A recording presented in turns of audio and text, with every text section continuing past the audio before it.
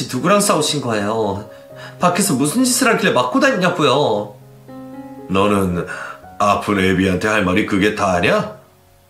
어쩜 저한테 이러세요? 제가 지금 사는 걸로 보여요?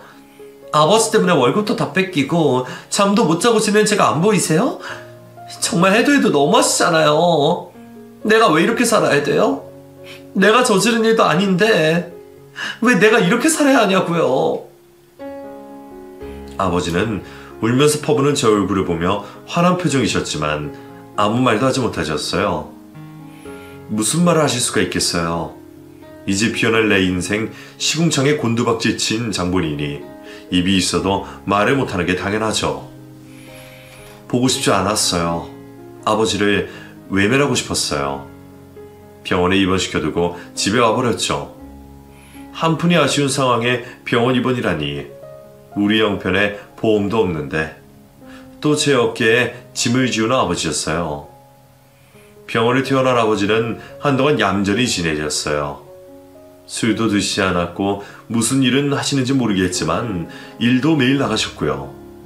저녁에 집에 오신 아버지 옷을 보면 먼지가 뿌옇게 묻어있게 아마도 공사장 같은 곳에서 일을 하시는 것 같았어요. 매일매일 일당 받으신 돈도 주셨는데 막노동이라 그런지 제법 돈이 됐어요. 그 돈을 한 푼도 쓰지 않고 모아뒀죠. 비상금이라도 있어야지 싶어서 사채업자들에게 안 뺏기기 위해 땅을 파서 깊숙이 묻어뒀어요. 이렇게만 살아도 좋겠다 싶었어요. 아버지가 술을 드시지 않으니 큰 소리 날 것도 없었고 집안도 조용조용했고요. 여느 집들처럼 우리 집도 그런 모습이었어요. 조금씩 희망이 생기더군요. 제발 이대로만 지낼 수 있기를. 아버지가 이대로만 지내주시기를. 그럼 언젠가 빚도 갚을 것이고 저도 동생도 각자의 인생을 살아갈 수 있을 것 같았어요. 하지만 예상이 되시듯 제 뜻대로 되는 일은 하나도 없었어요. 보름 정도 지났을 때 아버지가 사라지셨거든요. 누나, 아버지 어디 갔어? 모르겠어. 오늘 공사장에 일하러 가신다고 나가셨는데 왜 연락이 안 되시지? 또 어디서 술 먹는 거 아니야? 설마 요즘 술도 안 드시고 집에도 일찍 들어오셨잖아. 그 인간 술버릇 도저히 뭐 어쩐지 잘 참고 지낸다 했어. 너 아버지한테 그게 무슨 말버릇이야. 그렇게 말하면 안 돼. 나도 이제 졸업이야. 졸업하고 나면 나 이 집구석 나갈 거야. 나는 누나처럼 그 인간 옆에서 못 살아. 아니, 안 살아. 나중에 얘기하자. 너하고 이런 신랑이 할 힘도 없다. 나갔다 올게. 어딜? 이제 집에 들어왔는데 어딜 간다는 거야?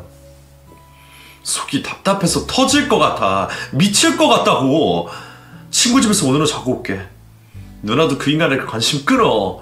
누나 인생 살라고. 언제까지 삥 뜯기면서 살래? 바보 멍충이. 세진아. 고등학생이 된 동생은 가슴 속에 불만이 많았어요. 어릴 땐 겁도 많고 순진한 애였는데 동생도 답답한 마음에 그러겠지만 그런 동생을 바라보는 제 마음은 안타깝기만 했어요. 친구 만난다며 동생이 나가고 그 밤 아버지를 계속 기다렸지만 집에 들어오지 않으셨어요. 젊은 때는 집에 안 들어온 날도 종종 있었지만 나이가 드시고는 늦어도 집에 꼭 들어오셨는데 갑작스러운 외박에 걱정이 쌓여갔어요. 다음날 일을 마치고 집에 왔지만 여전히 빈집이었어요. 아무래도 무슨 일이 있는 것 같았고 저는 경찰서에 실종 신고를 했어요. 경찰이 알아보겠다고 했지만 핸드폰이 꺼져 있고 아버지를 추적할 수 있는 정보가 별로 없었어요. 시간만 흐르고 아버지는 나타나지 않았고요. 또 이상한 건 사채업자들이었어요. 아버지가 사라지고 그달에 제 월급을 받으러 오지 않는 거예요. 매달 하루도 빠지지 않고 월급 날마다 돈을 받아갔는데 이상해도 너무 이상했어요. 저는 아무래도 수상해서 핸드폰에 남아있던 연락처로 그들에게 전화를 걸었어요. 저 김세영이요. 김세영? 아, 왜 전화했어? 왜 이번 달에는 월급 안 가져가요? 월급? 이제 우리 안 줘도 돼. 왜요? 왜 안 가져간다는 거예요? 이 아가씨 골 때리네. 돈 안 줘도 된다고 해도 뭐라 해? 몰랐어? 아가씨 아빠가 돈 다 갚았는 거. 돈을 다 갚다뇨. 그게 무슨 소리예요? 우리 아빠가 무슨 돈으로요? 그거야 나도 모르지. 어쨌거나 우리 쪽 돈은 다 갚았으니까 이제 볼 일 없어. 저희 아버지가 지금 연락이 안 돼요. 집에도 안 오시고. 혹시 어디 있는지 아세요? 내가 어떻게 알아? 이상한 여자네 진짜. 우리 이제 볼 일 없으니까 귀찮게 하지 말고 끊어. 잠시만요. 잠시만요. 아버지가 돈을 다 갚았다며 연락하지 말고 조용히 살라고 했어요. 언제 마지막으로 만났는지 묻고 싶었지만 전화를 걸어도 받질 않았어요. 대체 무슨 돈으로 그 큰 돈을 갚은 건지, 게다가 왜 연락도 없이 사라진 건지 의문점투성이었지만 제가 알아낼 수 있는 건 아무것도 없었어요. 그 후로 아버지는 지금까지 실종 상태로 계세요. 경찰서에도 수시로 찾아가고 아버지가 아시는 분들은 죄다 찾아봤지만 하늘로 솟은 것처럼 아버지의 흔적을 찾을 수가 없었어요. 예감에 사채빚과 관련이 있는 것 같지만 무서운 생각이 들어서 더 깊이 파고들 수가 없었어요. 그저 아버지가 실종된 거라고만 생각하며 기다릴 뿐이죠. 동생과 둘이 남은 저는 한동안 멍하게 지냈어요. 돈 앞에서 완전히 무너진 우리 가족. 힘이 없는 우리는 대한민국 하늘 아래에서 너무나 약한 존재들이었어요. 그동안 힘들어도 밑빠진 독에 물 붓기 같은 매일이 계속되어도 가족이라서 악착같이 버텼던 건데 아버지의 실종으로 바람빠진 풍성이 되어버린 기분이었어요. 그렇게 애를 쓰며 유지하고자 했던 우리 가족. 제 힘으론 역부족이었는지 이제는 동생과 저만 남았죠.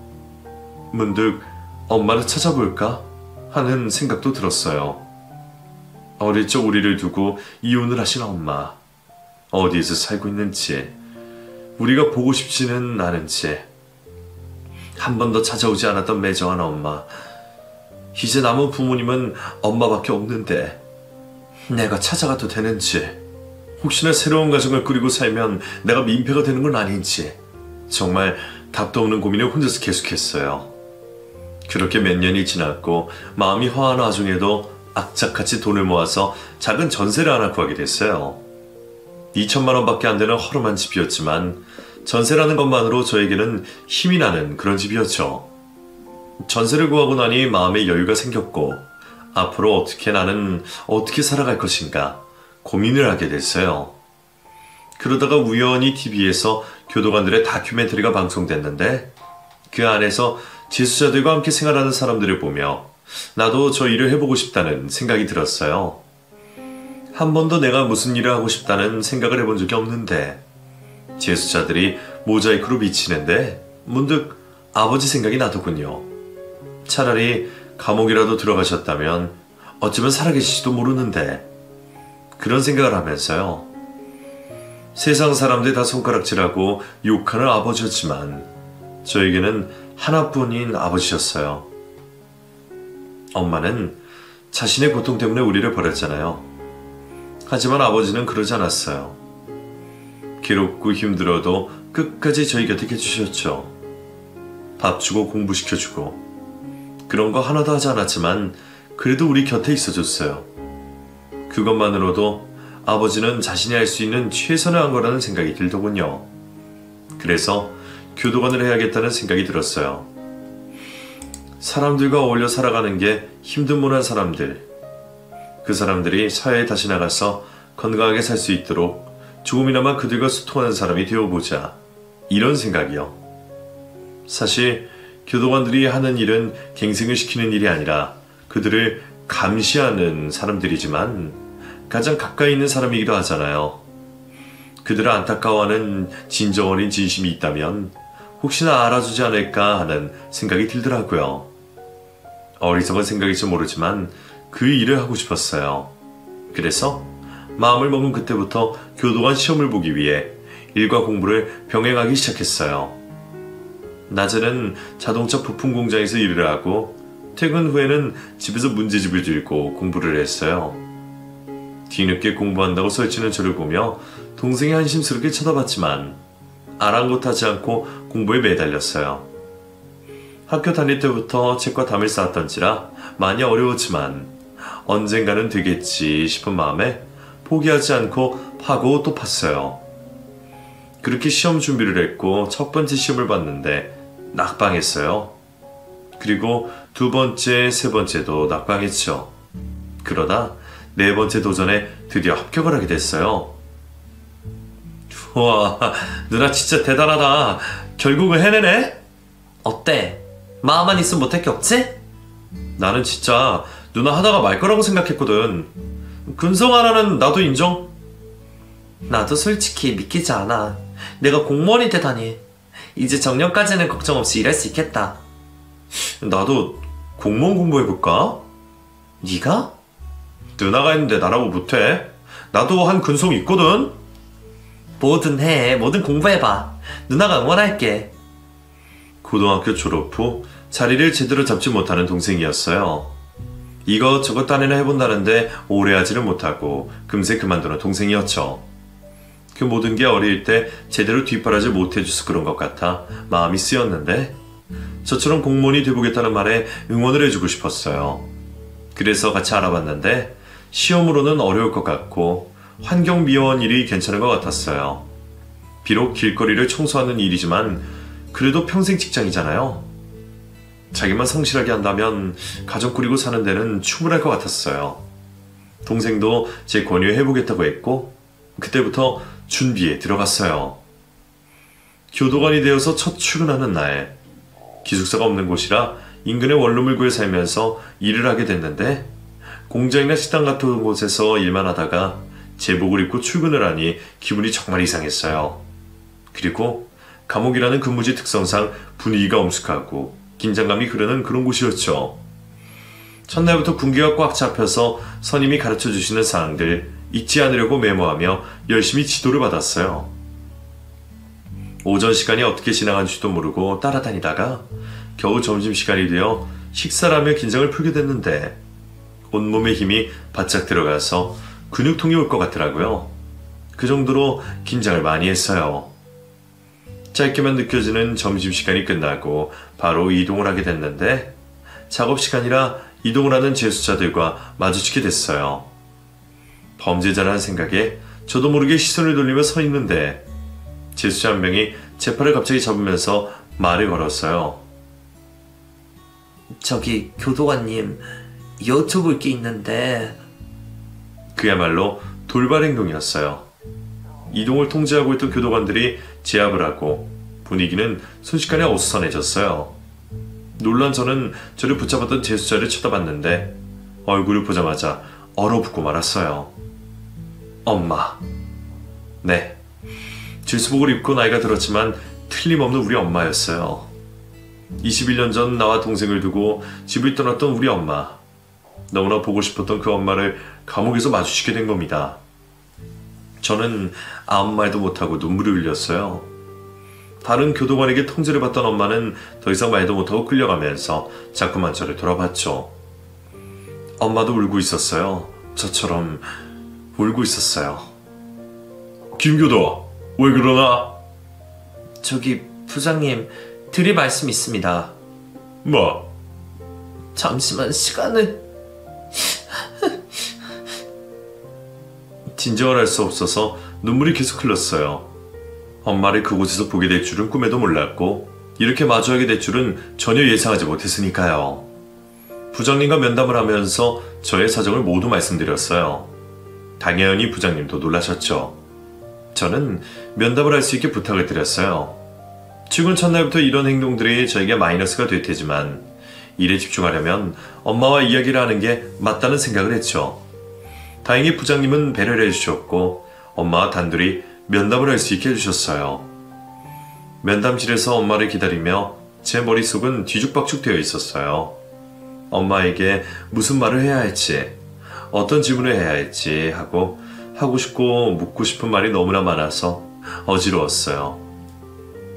그런데 엄마가 면담실로 들어오고 그 얼굴을 보는 순간 제 머릿속은 새하얘졌어요. 아무런 말도 떠오르지 않고 그저 엄마의 얼굴을 보며 눈물만 흘리고 있었어요. 이제 다 컸네. 근데 어릴 적 얼굴이 그대로야. 엄마는 나이가 많이 들었네. 이제 쭈글쭈글하지? 흰머리도 많고. 왜 여기 있는 거야? 대체 어떻게 살았길래 이곳에서 나를 만나? 그래, 엄마가 원망스러웠지? 너희 버리고 갈 때는 언제고 결국 이 모양으로 여기서 지내고 있다니. 너는 이렇게 잘 돼서 교도관이 됐는데 나랑 세진이 정말 힘들게 살았어. 엄마 알아? 힘들었겠지. 네 아버지는 잘 있니? 아버지 실종되셨어. 뭐? 면담 시간이 길지 않았기에 살아온 이야기를 짧게 했어요. 그러자 엄마가 눈물을 줄줄 흘리며 고개를 들지 못하더군요. 내가 죽이려니야? 너희들을 그렇게 두게 낳는 게 아니었는데 정말 미안하다 세영아. 울지 마. 뭘 잘했다고 내 앞에서 우는 거야. 어쩜 한 번에 연락 안 하고 살 수가 있어. 나랑 세진이는 안중에도 없었던 거야? 어쩜 엄마가 그러냐고. 나도 살기 힘들었어. 잘 살고 싶어서 지원을 했는데 그놈이 사기꾼이었어. 자기가 사기치면 나한테 다 뒤집어 씌우고. 나도 이렇게 될 줄 몰랐다고. 버리고 갔으면 더 잘 살아야 할 거 아니야. 왜 여기서 수갑 차고 있냐고. 억장이 무너지는 기분이 어떤 건지 그때 느꼈어요. 심장이 쥐어짜지는 것 같아 숨도 제대로 쉬지 못할 정도였죠. 엄마 없이 산 지난 세월이 너무 한이 되어서 내 인생이 너무 기구해서 그동안 꾹꾹 눌러놨던 감정이 폭발을 했어요. 하지만 시끄럽게 할 수는 없었어요. 꺽꺽 눈물을 쏟아내며 엄마를 원망했어요. 엄마는 조용히 일어나 제 앞에 무릎을 꿇었어요. 미안하다고. 낳아놓고 엄마 노릇 못해서 미안하다고. 머리를 숙여 저에게 사과를 했어요. 그 모습을 보면서도 엄마를 일으켜 세우지 않고 눈물만 흘렸죠. 용서가 되지 않았어요.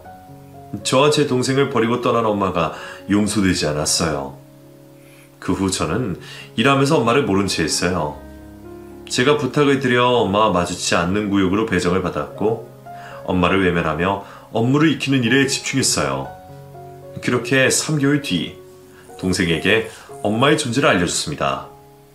동생에게 숨길까 했지만 하나뿐인 엄마잖아요. 이제라도 찾았으니 다시 뭉쳐야 한다는 생각을 했어요. 우리는 가족이니까요. 제 말을 들은 동생은 깜짝 놀랐고 얼마 뒤 엄마의 면회를 왔어요. 동생은 면회자고 철장 밖에 있고 그 건너 엄마 감시하는 교도관으로 제가 옆에 있었어요. 그렇게 한 공간에 같이 있는 모습에 참 마음이 씁쓸하더군요. 자식을 앞뒤로 두고 죄수복을 입은 엄마는 동생의 얼굴을 보며 눈물만 흘리셨어요. 화가 잔뜩 난 동생은 입술을 깨물며 엄마를 노려봤고요. 세진아, 정말 멋있게 잘 컸구나. 누나가 오라서 온 거야. 절대 아줌마 보고 싶어서 온 게 아니야. 그래, 그것만으로도 고마워. 이렇게 얼굴 보여줘서 너무 고마워. 겨우 이런 모습 보여주려고 우리 버린 거야? 미안하다. 엄마가 미안해. 나랑 누나랑 버리고 갔으면 잘 살지. 고작 깜빵에서 살면서 나를 이곳까지 오게 하고. 엄마 정말 대단하다. 미안해. 입이 10개라도 내가 할 말이 없어. 동생도 어느새 눈물을 흘렸고 저도 조용히 눈물을 흘렸어요. 그 자리에 있던 우리 모두 눈물을 흘리며 사과와 용서라는 시간을 가졌어요. 누가 뭐라 해도 우리는 가족이잖아요. 끊을 수 없는 가족. 엄마가 잘못을 했지만 저와 동생은 용서를 해야 하는 거죠. 우리 엄마니까요. 그렇게 화해를 하고 저는 엄마에게 출사할 때까지 얌전히 잘 지내자고 했어요. 사기 전범으로 3년의 형을 받고 들어온 엄마는 출소까지 1년이 남아 있었고 그동안 분란 없이 형을 잘 마치고 출소하자고 했어요. 엄마도 고개를 끄덕이며 알겠다고 했고요. 1년이란 시간은 생각보다 빨리 갔어요. 저도 일을 배운다고 정신이 없었고요. 그리고 드디어 엄마가 출소를 했고 동생과 함께 살게 됐어요. 엄마는 곁에 아무도 남지 않았는데 우리가 받아줘서 너무 고맙다며 앞으로 우리를 위해 살겠다고 약속을 했어요. 너무 믿고 원망스러웠지만 저는 또 한 번 엄마를 믿어보자 했고 그렇게 우리는 다시 가족이 되었어요. 그렇게 3년이 지났습니다. 작년에 동생이 환경미화원에 합격을 했어요. 동생 역시 몇 번이나 떨어졌는데 포기하지 않고 재도전을 계속해서 합격을 했죠. 환경미화원이 의외로 경쟁률이 높아서 겨우겨우 합격한 거예요. 엄마는 공장 식당에 취직을 하셨어요. 주방 보조로 들어가셨는데 일이 힘드실 텐데도 한 번도 그런 말씀 없이 열심히 다니고 계세요. 엄마는 저랑 동생이 결혼하면 결혼 비용을 엄마가 해주고 싶다시며 돈을 모으고 계신데 글쎄요. 동생은 몰라도 제가 결혼을 할지 모르겠어요. 솔직히 자식을 낳아서 책임을 진다는 게 저는 너무 두렵습니다. 노년에 외롭더라도 저 혼자 사는 게 마음이 편할 것 같아요. 같이 일하는 교도관들은 저의 이런 과거를 전혀 모르고 있어요. 얘기해주면 아마 깜짝 놀랄걸요. 이렇게 기구한 과거가 있는 사람이 얼마나 있겠어요. 저도 제가 특이 케이스라고 생각을 했는데 실화 사연들 들어보니 또 의외로 많은 것 같기도 하고 그렇네요. 엄마는 찾았지만 아버지는 아직도 실종 상태세요. 동생은 어디서 돌아가신 게 맞다고 하지만 저는 아직도 희망을 갖고 있어요. 어디선가 건강히 살아계실 거라고요. 집으로 돌아오실 수 있게 실종자 명단에 계속 추가를 하고 있는데 혹시나 제 사연이 방송되면 아버지가 연락이 오지 않으실까 기대를 하고 있어요. 제발 돌아오셨으면 좋겠어요.